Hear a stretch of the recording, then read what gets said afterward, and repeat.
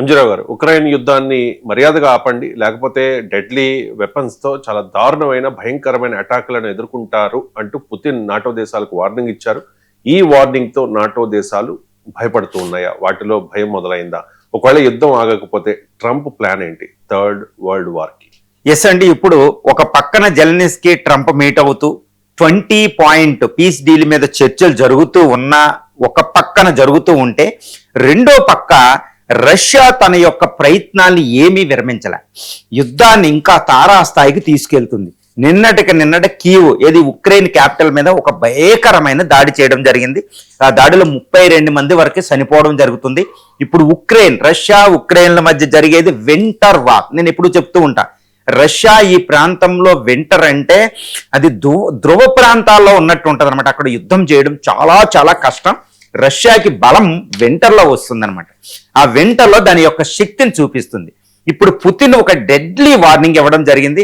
ఆ తర్వాత రష్యా విదేశాంగ మంత్రి లావ్రోవ్ కూడా చెప్పడం జరిగింది. ఏమనంటే, ఒకవేళ ఇప్పుడు పీస్ డీల్ కుదిరి ఉక్రెయిన్ యుద్ధాన్ని ఆపకపోతే, మీరు ఆపించకపోతే తర్వాత మాత్రం నేను తీవ్రమైన ఫోర్స్తో ఉక్రెయిన్ నేను చేజిక్కించేసుకుంటా అంటే ఆయన వార్నింగ్ ఇచ్చారు. ఆ వార్నింగ్ ఉక్రెయిన్కే కాదండి, ఉక్రెయిన్ వెనకాలన్న దేశాలను కూడా నేను అటాక్ చేస్తాను అని స్వయంగా పుతిన్ విదేశాంగ మంత్రి పుతిన్ ప్రకటించడం జరిగింది. చాలా సీరియస్ వార్నింగ్ అండి, ఎందుకంటే పీస్ డీల్ కుదరాల్సిందే.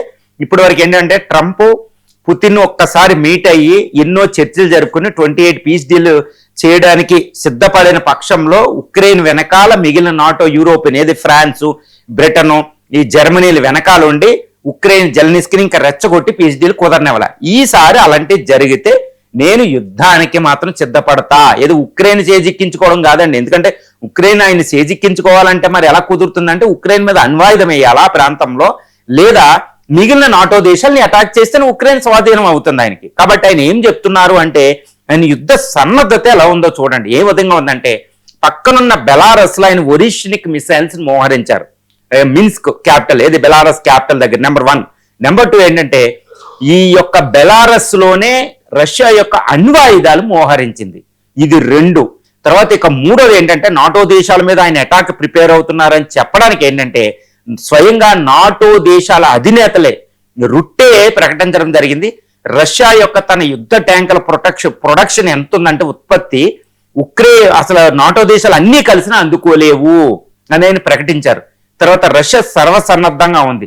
డ్రోన్ల తయారీ కూడా యుద్ధ ప్రాతిపదికన జరుగుతున్నాయి. అంటే పెద్ద యుద్ధానికి ప్రిపేర్ అవుతుంది రష్యా అని స్వయంగా నాటో దేశాధినేతలు ఒప్పుకున్నది జరుగుతుందన్నమాట. అంటే రష్యా యుద్ధానికి ప్రిపేర్ అయిపోయింది.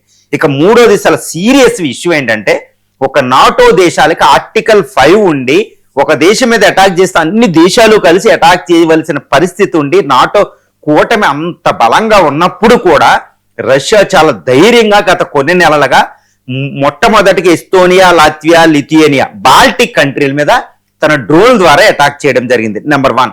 నెంబర్ 2 ఏంటంటే, Germany one of the strongest economy of the European union అండి, అతిపెద్ద strong economy of the European union లో అతిపెద్ద ఎకానమీ కూడా. అలాంటి జర్మనీ రాజధాని బెర్లిన్ మీద డ్రోన్లు అటాక్లు చేయడం జరిగింది. అన్నోన్ డ్రోన్లు, అది ఎక్కడి నుంచో కాదండి, రష్యా నుంచే రావడం జరిగింది. రీసెంట్ గా రష్యా యొక్క TU-95, TU-160M లాంటి పెద్ద పెద్ద బాంబర్స్, MiG-30 లాంటి MiG-31, 5th generation fighters, 4th generation fighters ఏంటంటే స్కాండినేవియన్ కంట్రీస్ మీద అవి వెళ్ళడం జరిగింది. ఆ స్కైని వైలేషన్ జరిగింది. ఇలాంటి వందలాది స్కై ఎయిర్ స్పేస్ వైలేషన్స్ అక్కడ జరిగినాయి. తర్వాత పోలాండ్ మీద డ్రోన్ల అటాక్లు జరిగినాయి. Huge number of uncountable cyber attack జరుగుతున్నాయి. ఇవన్నీ ఏంటంటే ఆఖరికి నాటో దేశాల మీద అటాక్ చేయడమే జరిగిపోయింది రష్యా. ఇదేంటంటే ఇప్పటి వరకు అన్నోన్ అటాక్ల కింద ఉన్నాయి, కానీ ఈసారి ఫుల్ బ్లోన్ అటాక్ అన్నట్టు ఆయన ఉన్నారు. ఒరిష్నిక్, ఇష్కిందరు ఇలాంటి మిసైల్స్ మోహరించడం, రీసెంట్ గా బొలోవియా, తర్వాత డెడ్లీ అణ్వాయుధాలను, డెడ్లీ హ్యాండ్, వీటన్నిటిని యాక్టివేట్ చేయడం, ఇవన్నీ ఏంటంటే నాటో దేశాలతో నేను పూర్తి స్థాయి యుద్ధానికి ప్రిపేర్ అయిపోయాను, మొత్తం I'm ready to attack you, మీరు కావాలంటే మీరు అటాక్ చేసుకోండి, ఆర్టికల్ 5 ప్రకటించుకోండి అంటే ఆ దేశాల ఆర్టికల్ 5ని ఇన్వోక్ చేయడానికి కూడా దిక్కులేని పరిస్థితుల్లో నాటోలు ఉన్నాయి. 2 నాటో దేశాలు ఈ పరిస్థితుల్లో యుద్ధం చేసే పరిస్థితులు అక్కడ లేవని తెలుస్తుంది. ఎందుకంటే నాటోలో అతిపెద్ద దేశమైన అమెరికాకి నాటో దేశాలన్నీ కలిసి రష్యా మీద అటాక్ చేయడం ఇష్టం లేదు కాబట్టి.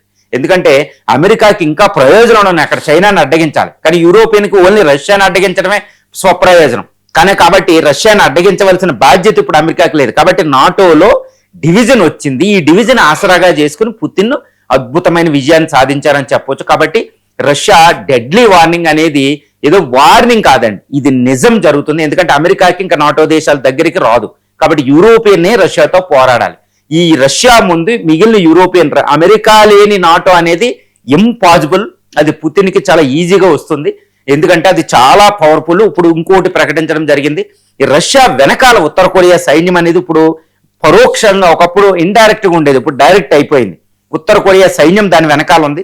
రెండు, చైనా కూడా రీసెంట్గా ఒక పెద్ద రెవల్యూషన్ అన్నమాట.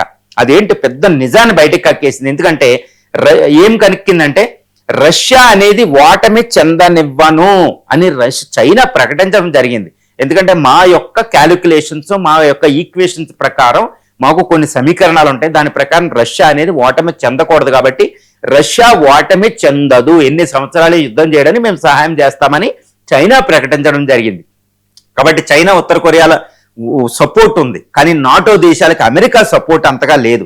ఉక్రెయిన్ ఇంకా యుద్ధం చేయలేని పరిస్థితి. కాబట్టి పీస్ డీల్కి ఒప్పుకుంటారా లేకపోతే మూడో ప్రపంచ యుద్ధం అంటూ పుతిన్ డెడ్లీ వార్నింగ్ కదండి, ఇది నిజమైన వార్నింగ్. కాబట్టి నాటో దేశాలు వచ్చినాయి, అవి దారికి వచ్చి ఇప్పుడు జెల్నిస్కీని మళ్ళా 20 పాయింట్ అని ట్రంప్తో మాట్లాడించి అవన్నీ రెడీగా ఉన్నాయి. ఇది పుతిన్కి అంగీకార యోగ్యమైన ఉక్రెయిన్లో టెరిటరీని ఇవ్వడమే. ఇక్కడ బేరసారాలు జరుగుతున్నాయి, ఉక్రెయిన్ పనిచేస్తారు, వాళ్ళు ఉక్రెయిన్ మినరల్ డీల్స్ పనిచేస్తారు, ఉక్రెయిన్లో రష్యన్ ప్రజలకు సపోర్ట్ వస్తుంది, జెల్నిస్కీ ఇంటికి వెళ్ళడం జరుగుతుంది. కాబట్టి ఇవన్నీ నాటో దేశాలు రష్యా పెట్టిన డిమాండ్లకు ఒప్పుకున్నాయని తెలుస్తుంది. అంటే పుతిన్ యొక్క డెడ్లీ వార్నింగ్ పనిచేస్తుంది.